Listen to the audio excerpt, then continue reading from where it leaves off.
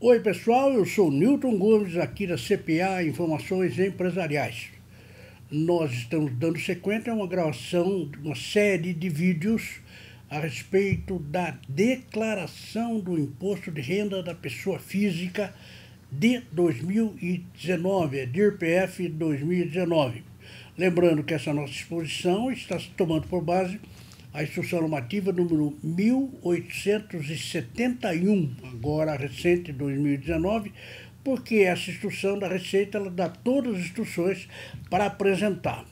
Dois motivos importantes é o seguinte: o prazo 30 de abril desse ano e no dia 7 de março, logo depois do Carnaval, a Receita Federal já começa a receber as declarações.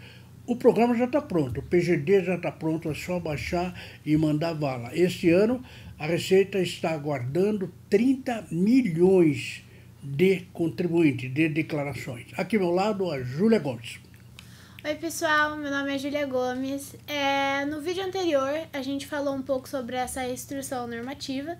A gente começou falando sobre a obrigatoriedade no artigo de número 2 e agora a gente vai dar sequência falando um pouco sobre as dispensas da apresentação. Muito bem, esse artigo 2º ele fala das 7 hipóteses que obriga o contribuinte a apresentar a declaração, e depois, a partir do parágrafo 1º, ele começa a falar daquelas pessoas que estão desobrigadas, isto é, dispensadas de apresentar a declaração de ajuste anual. Vejamos quais são, Júlia. Bom, a primeira fala que, na constância da sociedade conjugal ou da união estável, os bens comuns tenham sido declarados pelo outro cônjuge ou companheiro, desde que o valor total de seus bens privativos não exceda R$300 mil. Vamos entender essa hipótese. Por exemplo, o item 5 que ele se refere aí é a pessoa física que ela tenha posse ou propriedade de bens ou direitos acima de R$300 mil. Aqui nessa primeira dispensa ele está dizendo o seguinte: olha, se for uma pessoa na constância da sociedade conjugal, união estável, né, se for um casal, né, e os bens comuns tenham sido declarados pelo outro cônjuge, né, ou se não pelo companheiro, então esta pessoa fica dispensada, né, porque os bens comuns eles estão juntados numa das declarações, declaração em conjunto, então só o marido ou só a esposa apresenta o outro não. A menos que essa pessoa aí, ela tenha bens privativos, só dela, acima de R$300 mil, que é uma hipótese que não é muito comum, mas pode existir, tá? Então, se o cônjuge ou o companheiro ele está incluído em conjunto com o outro cônjuge, o companheiro, aí pouco importa qual é o valor dos bens, porque todos os bens estão incluídos lá. Se porventura haja bens privativos de um deles, é claro, esse outro, ou cônjuge ou companheiro, estará obrigado a fazer, porque os bens privativos acima de R$300 mil também obrigam. Bom, na segunda hipótese é que, em pelo menos uma das hipóteses previstas nos incisos 1 até o 7º do caput, caso conste como dependente em declaração de ajuste anual, apresentada por outra pessoa física na qual tenha sido informada seus rendimentos, bens e direitos, caso os possua. Muito bem, nessa segunda hipótese aqui, vejam que a lei ela cita as hipóteses do inciso 1 a 7. Do artigo 2º. Bom, esse 1 a 7 nós já vimos anteriormente, né? 1 a 7 é receber rendimentos tributáveis acima de determinado valor, recebeu rendimentos isentos não tributáveis acima de 40 mil, enfim, todas aquelas hipóteses que obrigam a apresentação da declaração. E aí vem esse inciso 2 aqui, do artigo, do parágrafo 1º, e fala que está dispensada. Por quê?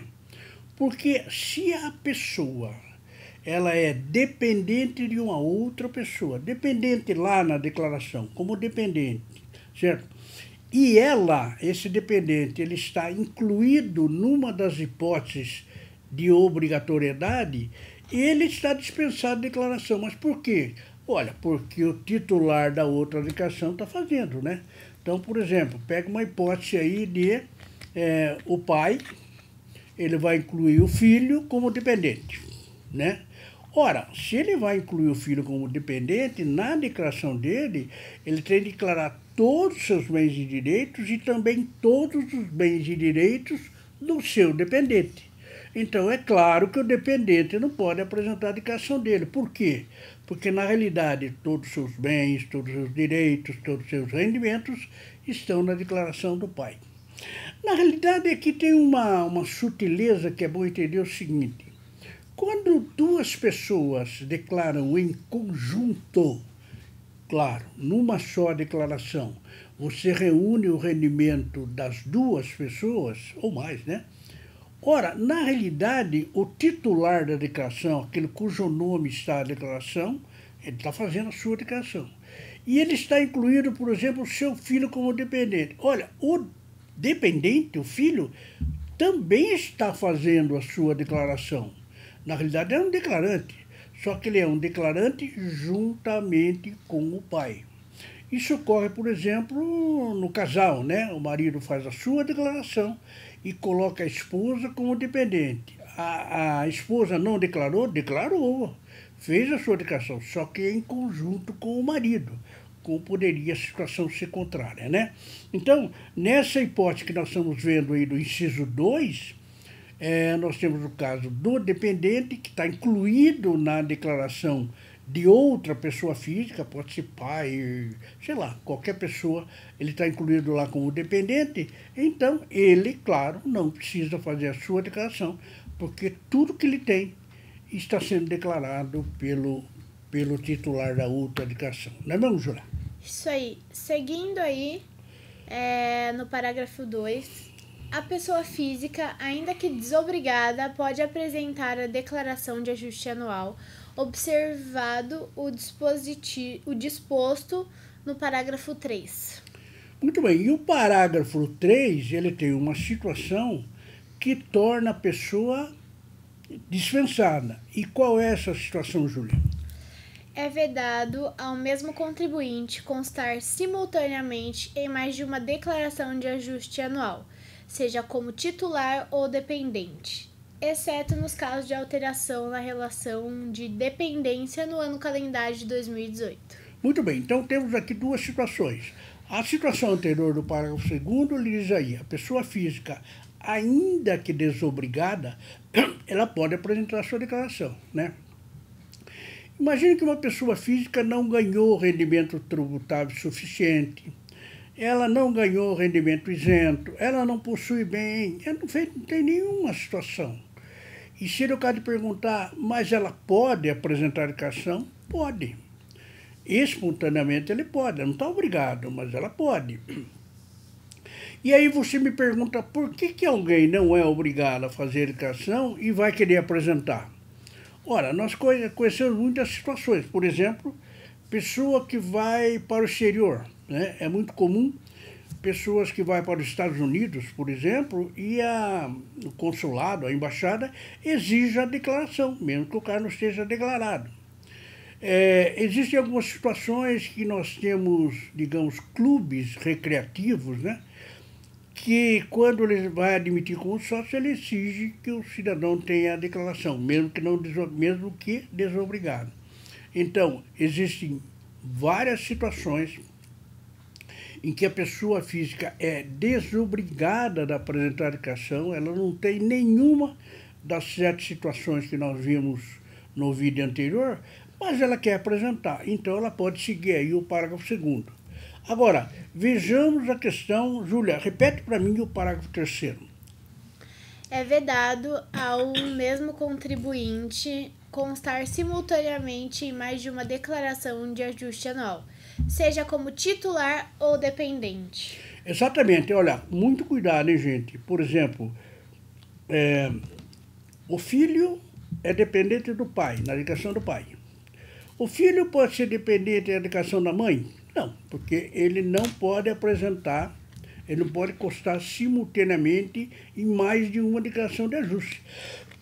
Né? Então é por isso que está dizendo, é vedado, proibido, ao mesmo contribuinte constar em 2 declarações, seja como titular, seja como dependente. Quer dizer, primeiro, o titular não pode ter 2 declarações, né? Que se ele é declarante do imposto de renda, ele não vai fazer 2 declarações para o exercício 2019. Claro, tem 18, 17 e tal. Mas este ano ele faz uma declaração. Só pode ter uma, ele não pode fazer 2. E se ele entrar como dependente, ele pode entrar numa declaração, nunca em 2. Só que tem uma exceção aí, exceto nos casos de alteração da relação de dependência no ano calendário 2018. Deixa eu explicar a situação. Imagine o seguinte, o casado, tem um filho, né? Tá indo tudo bem, etc, tal. De repente, não mais que de repente, eles resolvem se separar. Divórcio, qualquer coisa assim, tá? Ora, na prática, o que acontece? Tem um filho lá de 10 anos, na prática, um dos cônjuges tem que pagar pensão para o outro, para aquele que vai ficar com a guarda daquele menor, né? Ora, então imagine que o Antônio, que é o marido no caso, e a Maria, que é a esposa, eles têm um filho que é o Paulinho. Muito bem, houve separação, digamos, no mês de setembro de 2018. Ora, de janeiro até setembro de 2018, né, esse menor ele poderia ser, digamos, dependente de um dos cônjuges, né? Só que, quando há separação, um tem que pagar a pensão alimentícia para o outro. Então, pode ocorrer que o pai ele tinha aquele moleque como dependente e, de repente, ele vai ter o moleque como alimentando. Dependente por quê? Porque era seu filho menor, na constância da sociedade conjugal. Houve a separação, a guarda judicial ficou com a mãe, né? E ele passou a pagar a pensão alimentícia para o filho. Então o filho ele vai entrar 2 vezes. Primeiro como dependente, de janeiro até outubro, que nós sabemos a dependência não se fraciona. Se for um mês, vale o ano inteiro. E depois ele vai ter a pensão alimentícia, seria de novembro, dezembro, por aí, né? Então, nessa hipótese, o Paulinho, que é o filho dele, vai aparecer 2 vezes na declaração dele, na primeira como filho, na segunda como alimentando. Ok? Isso aí, pessoal. Bom, esse foi mais um vídeo a gente falando aí sobre a instrução normativa. A gente pretende continuar falando sobre ela. Eu gostaria de lembrar vocês sobre as nossas redes sociais e sobre o nosso blog, que é netcpa.com.br/dirpf2019. Lá você encontra todos esses vídeos, notícias, além dos nossos textos e outras coisas que você pode conferir lá. Não se esquece de se inscrever nesse nosso novo canal e de curtir esse vídeo. Muito obrigada! Muito bem, eu queria lembrar que o próximo vídeo, o assunto é muito interessante porque é opção pelo desconto simplificado. É imperdível. Muito obrigado, até o próximo.